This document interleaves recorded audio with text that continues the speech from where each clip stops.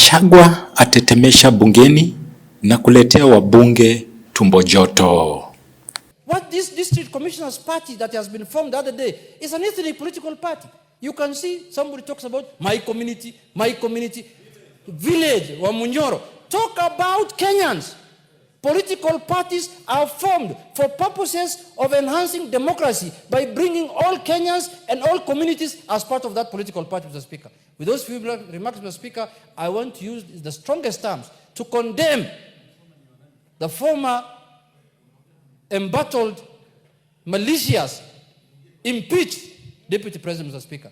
Kizaazaa kilishimiri bungeni ambako baadhi ya wabunge wakiunga na wengine wakishurutisha Gachagua achukuliwe hatua kwa mienendo yake. The NCIC, the National Coalition, they have summoned the former Deputy President. He has refused to appear. He's above the law. He's above the Constitution. He said, I cannot appear in that commission. This is not just a man with a black heart, but a very dark soul. And a dark soul, Honorable Speaker, to the extent that this man believes that the death of Kenyans, the bloodshed that this country witnessed in 2007, as unfortunate as it was, Honorable Speaker, that he can equate the death and bloodshed that was occasioned on innocent Kenyans as a Christmas party. This, Honorable Speaker, tells you that this is indeed a man with a very dark soul. Hii inajiri siku chache baada ya Gachagua kuzindua chama chake cha DCP na kujiunga na upinzani kukashifu serikali. If he's invited by the DCI to record a statement, he refuses. If he's invited by NCIC, he refuses. If he's invited by EACC, now who's going to protect us from this monster, Mr. Speaker, called Rigathi Gachagua? Wabunge kama vile Osoro, Junet, Otiende na wengineo walisisitiza na kushurutisha Gachagua ashikwe na afungwe jela. Who on earth is going to protect us from this monster, Mr. Speaker? Who's going to protect us?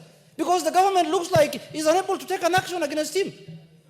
Mr. Speaker, if this government was formed by ODM, this man would have been in jail by now, I can assure you. I can tell you for this one, without any fear of contradiction. The skirmishes were happening, Honorable Speaker. I was in Molo as a rider, as a border rider, Honorable Speaker. And I remember, Honorable Speaker, being accosted by about 5 people, Honorable Speaker, who wanted me to speak in a certain language, Honorable Speaker, that I didn't understand. They took away my motorbike and I had to run, Honorable Speaker, for my life.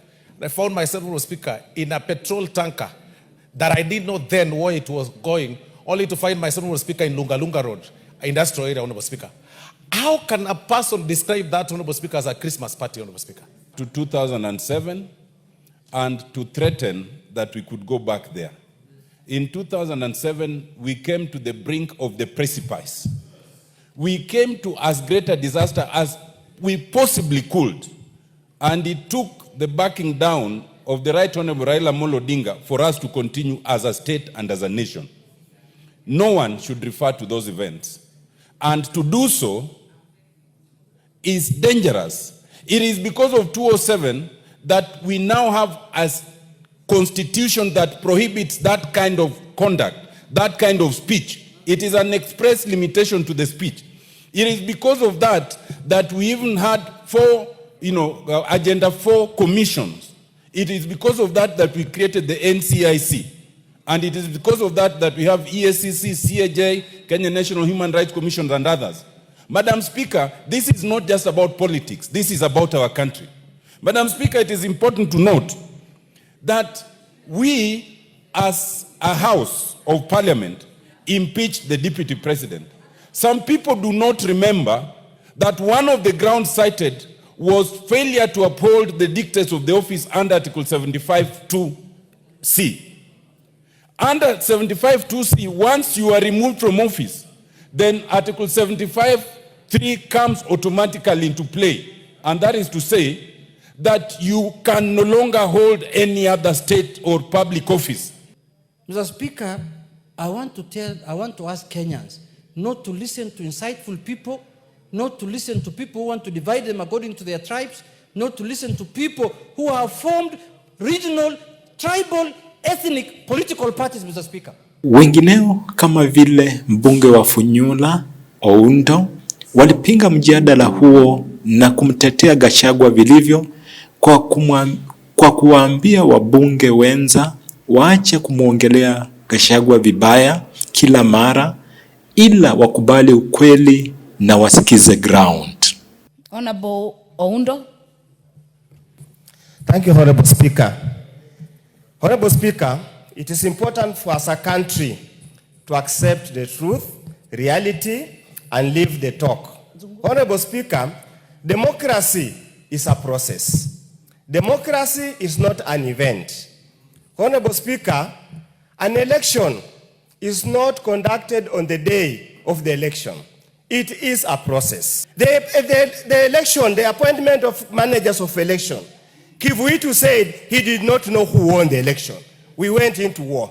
If Baba Raila Amolo Odinga did not restrain himself in 2022, when the Cherera said four said this was not an election properly done, we would have done into abyss. I beseech you, I beseech the country, please remember the message, regard the messenger. You have already killed the messenger. I'm so surprised that men are running helter-scared of one single man who has got no vote, who has nothing. Men, style up. Thank you, Honorable Speaker. Na hapa alionambia Zamzamu njoni kuonyesha ilikuwa ni Ndindinyoro. Akanionyesha 14 billion ya World Bank ambayo ilikuwa ofisi ya Deputy President wa wakati ule Gachagua, akanambia meziramba. Akanionyesha 6 billion ambayo ilikuwa katika budget. Huyu Ndindinyoro ndo alionionyesha, akanambia Gachagua meziramba. Leo yeye ndo anarudi huku nyuma kwa sababu waambiwa nyani akikosa ndizi usema mgomba umeteleza. Mheshimiwa Speaker, haiwezekani. Kama wao ni wenda wazimu, waache wale ambao wana akili zao waweze kuongoza Kenya. Leo tuko na Deputy President anafanya kazi, anazunguka huku na huku, tunaona anafanya maendeleo na Wakenya wanafurahi. Raisi, sisi hapa tulikuwa tunampinga. Na leo tumeaibika. Kwa sababu gani? Ile housing levy tulikuwa tunalia, leo tumeona mkuru kwa njenga, watu wameingia kwa majumba, wametoka kwenye slum. Mheshimiwa Speaker, ilikuwa ni uchungu kwa sababu hii Kenya ilikuwa uchumi umekuwa mbaya na kila mtu alikuwa anasikia uchungu wa uchumi. Lakini mimi leo nataka nimpongeze rais kwa sababu alitufinya ndio, lakini sasa tunaona yule maskini tajiri wote wanatibiwa. Tunaona nyumba maskini tajiri wote wanakaa vizuri. Unga sasa umeshuka bei, mafuta yameshuka bei. Mheshimiwa Speaker, rais anaipeleka Kenya vizuri kwa sababu amepata ile timu ambayo pia ina nguvu imemuongezea, na sasa yafanya kazi vizuri. Namwambia rais, usimwangalie yule mwendazimu uliomfukuza kule State House. Wewe angalia kazi yako, yule mwendazimu sisi tutadili naye. Na mimi namgoja Mombasa kule na ananijua. Hawezi kuja kutuchafua kule Mombasa, hatuwezi kubali. Tunataka Kenya ambayo ina amani. Tunataka Kenya ambayo itasonga mbele bila bugdha. Mheshimiwa Gachagua angalie, ajiite mkutano, ajiulize. Wajua yuko kama yule mtoto, Mheshimiwa Speaker, ambaye wageni wakija unamficha kwa sababu ataharibu. Yule mpe mic tu kidogo, Mheshimiwa Gachagua ashaharibu kila kitu. Juzi ameenda kuchapa wale walikuwa na msupport ambao ni artist. Leo amewachapa, kesho atafanya mengine na mengine. Kwa hiyo sisi tunasema rais, shika kasi. Sisi tuko ndani ya broad based government na tutakusukuma mbele. Asante sana Mheshimiwa Speaker. Nikiripotia Washy TV, jina langu ni Washington Mwange.